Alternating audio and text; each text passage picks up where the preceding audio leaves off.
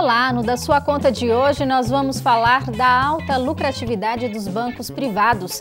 Você vai saber também o que significa o termo estagflação. E no segundo bloco o assunto é trabalho. Você vai saber oportunidades de trabalho, emprego e crescimento em Alagoas. O Da Sua Conta já está no ar. A rentabilidade dos grandes bancos brasileiros caiu para 16,8% em 2012, mas mesmo assim eles continuam faturando alto, enquanto a economia desacelerou. O Bradesco, por exemplo, lucrou 2,9 bilhões no primeiro trimestre deste ano e a expectativa é fechar 2013 com saldo positivo.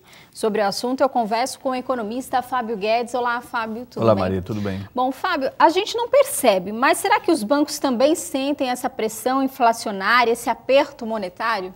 Na verdade, eles sentem, porque quanto maior a taxa de inflação, ruim para quem empresta recursos, ou seja, dinheiro. Então, por exemplo, quando um banco ele empresta, digamos, 10 mil reais, né, a um cliente durante um ano, e se a inflação for superior à taxa de juros que o banco está cobrando, então o banco vai perder recursos. Por quê? Porque o poder do dinheiro ele vai, né, depreciando ao longo do tempo e a taxa de juros não compensa a taxa de inflação. Então, por isso, né, quando a taxa de juros aumenta, tende, evidentemente, os lucros dos bancos crescerem, porque os bancos, eles, na verdade, eles emprestam dinheiro, é um juro mais alto agora, e eles compensam a inflação do período. Bom, já o Bradesco, por exemplo, a gente viu que teve um lucro, né? Tem conseguido aí uma recuperação dessas perdas do ano passado, porque vem buscando diversificar essa questão também dos empréstimos, redução de custos e outros produtos, né, diferenciados. Na verdade, a gente viu que no ano passado, no último trimestre do ano de 2012, o PIB caiu. Né? E quando nós fomos desagregar o PIB, verificamos que a maior queda, ou seja, quem mais contribuiu para a queda do PIB no último trimestre de 2012 foram justamente os serviços financeiros. E por que isso? Porque em razão da queda continuada da taxa de juros no Brasil, os bancos também estavam emprestando recursos a preços, ou seja, a custo muito mais barato. E a lucratividade do banco, nós sabemos que vem boa parte dela dos juros, né? Então, o que foi que eles fizeram de lá para cá? Eles tentaram ajustar um pouco seus custos, diminuir seus custos em alguns produtos, em alguns serviços, para poder compensar a queda da taxa de juros.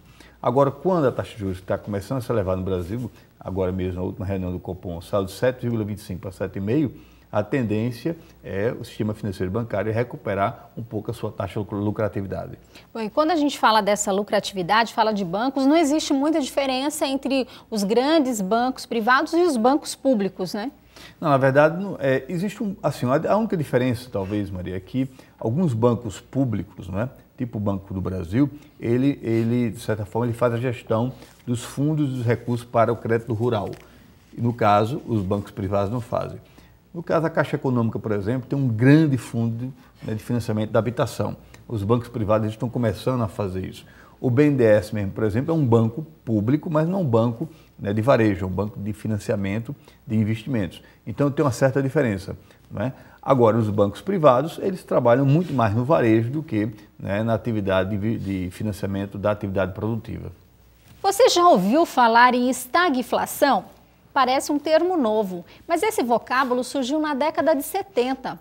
Há pelo menos 40 anos ele não era utilizado, mas voltou agora à tona para descrever o cenário econômico atual pelo qual passa o Brasil.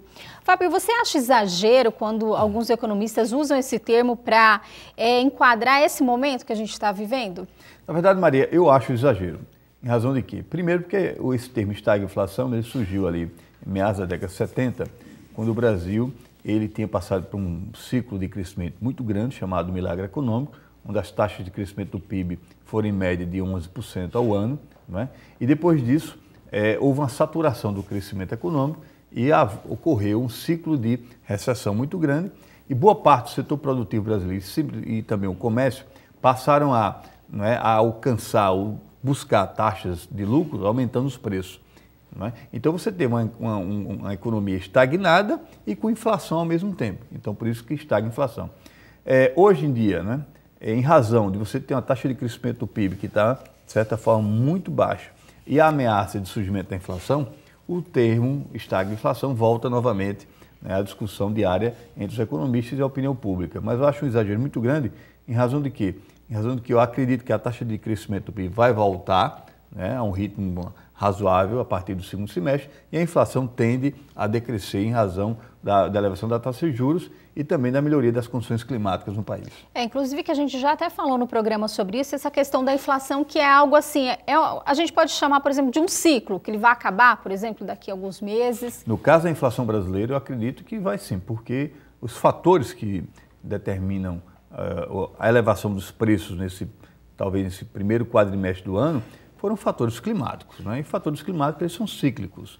Outra questão também é a inflação de serviços, né? Ou seja, a sociedade brasileira está em processo de transição de padrão de consumo, onde uma massa de população muito grande ela está auferindo ganhos de renda e está também consumindo mais, não só produtos e mercadorias, mas também serviços, indo para um salão de beleza, as mulheres, também buscando educação, buscando saúde, planos de saúde. Então, quer dizer, isso, de certa forma, pressiona o setor de serviços e por isso que alguns aumentam de preço. Então, eu acredito que a inflação nesse caso, sazonal e cíclica.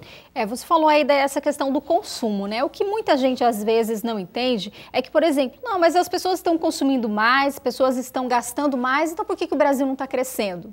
Na verdade, por quê?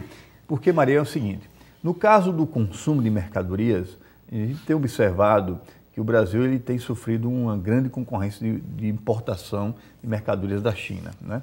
Então, quando você aumenta o consumo, e sobretudo o consumo de produtos que vêm da China, você está contribuindo com a taxa de elevação do investimento lá, né? E não aqui. Então, ao mesmo tempo que você consome muito, você não tem aumenta a taxa de investimento do país. Por quê? Porque você está preterindo o produto nacional, a indústria nacional, por produtos estrangeiros, sobretudo chineses. Quer dizer, é a questão do crescimento interno da nossa indústria que precisa melhorar. Precisa melhorar a questão da concorrência, né, a questão de aumentar a produtividade e também questões relacionadas aos tributos, as tributações em cima do setor produtivo e também, sobretudo, logística e infraestrutura. E no próximo bloco a gente fala sobre o mercado de trabalho em Alagoas e as oportunidades nesse setor. É um instante só, não saia daí.